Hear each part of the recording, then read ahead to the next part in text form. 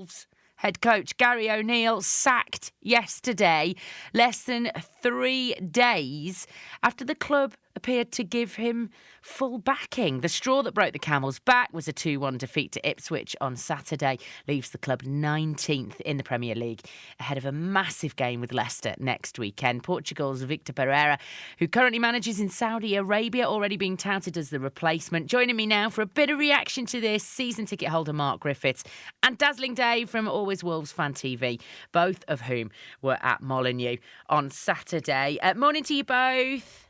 Morning, Kath. You all right? Morning, Kath. Thanks for inviting us on. No, lovely to have you both on.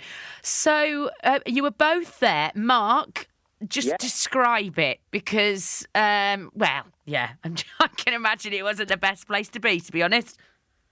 No, I thought it was going to be a bit more toxic than it was, but there seemed to be an inevitability of the result before we even got in the ground, and an inevitability that he has to be sacked. Well, he should have been sacked a few weeks ago, but he needed to have gone after that defeat on Saturday. But there was just an air of, I don't know, lethargic about everything. The players looked lethargic, they looked disjointed, the fans. There was a little bit venting their anger towards Fosun, but I just expected it to be a bit more toxic, and it seemed even the fans just really had just given up, to be honest. Well, it's too depressed to even be toxic, which that pretty much sums it up. Yeah, I mean, that's good in a way. You don't want toxicity, that's horrible. But yeah, I know exactly what you've summed that up really, really well. Dave, I mean, were you surprised when the chairman came out last week? I mean, everyone was sort of... We spoke last week, didn't we? And it sort of seemed... We spoke last Monday, was it? We spoke, I can't remember, Monday or Tuesday. And it did feel inevitable then. So when you got that statement last week, what were you thinking? Well, Jeff puts obviously the column in the Express and Star every 3 months. This one seemed to be more written by the PR and media team because of the way it was written.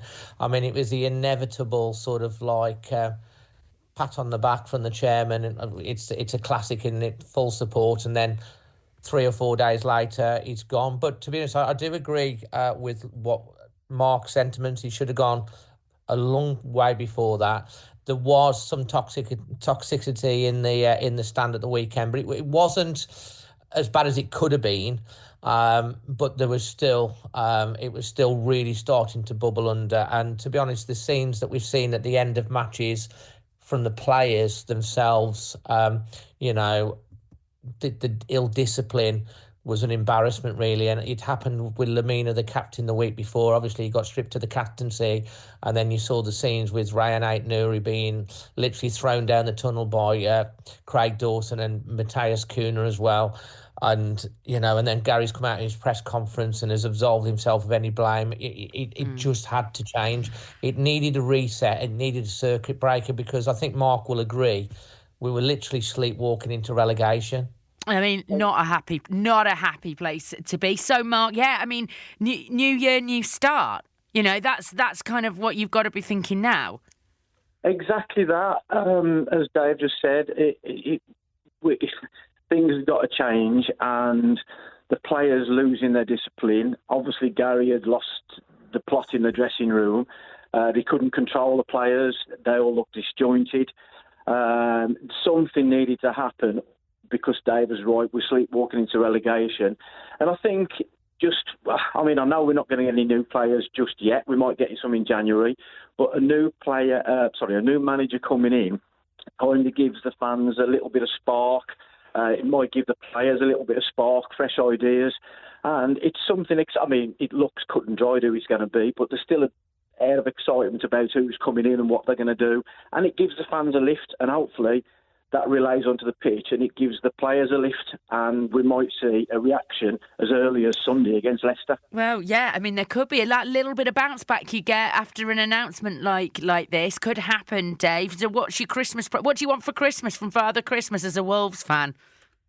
I think they need to get the new manager in as soon as possible. It looks almost certainly like it's going to be a Portuguese manager. He's working in Al Shabab in Saudi Arabia, Victor Pereira. He has won titles with Olympiacos, and Porto. His actual win ratio is actually, when he was at Porto, is 69.89%, which is actually better than Julian Lopetegui and Nuno.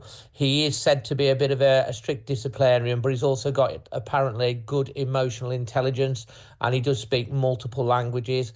What someone needs, we need someone, I've been saying, haven't I, we need someone with a bit of gravitas that can come in and gel that dressing room, because we have undoubted ability on the pitch, and we're playing as individuals, not as a team. But agree with Mark, this self-sustainability model, it's not just all about Gary O'Neill.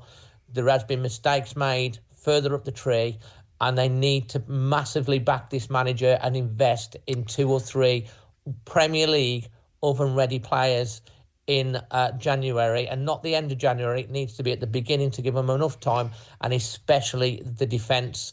And I would assume that most fans would agree with that, and probably Mark does too. I'd expect. I'm sure most do. There you go, disciplinarian, but with emotional intelligence. It kind of sums up what you want in all bosses, really. You know, good bosses, but they are hard to come by. Thank you very much, both of you. Really appreciate you coming on. I know it's like a bit of a dire time, so but you know, there you go. Things move on, and we'll see what happens. Out of darkness cometh light is our motto. So let's hope. Absolutely. There you go. Thank you both, and Merry Christmas to you both. Okay, and you, Kath. Thank you. Bye. Take care. Bye. Cheers, Kath. Merry Christmas. Bye. Mark Griffiths and Dazzling Dave. Both Wolves fans. There you go. It's sort of like that thing. Inevitability was just dragging on. Everyone's completely over it, basically. Now Gary O'Neill has gone, and fresh start. And someone needs to act quickly. That seems to be the message from our fans today.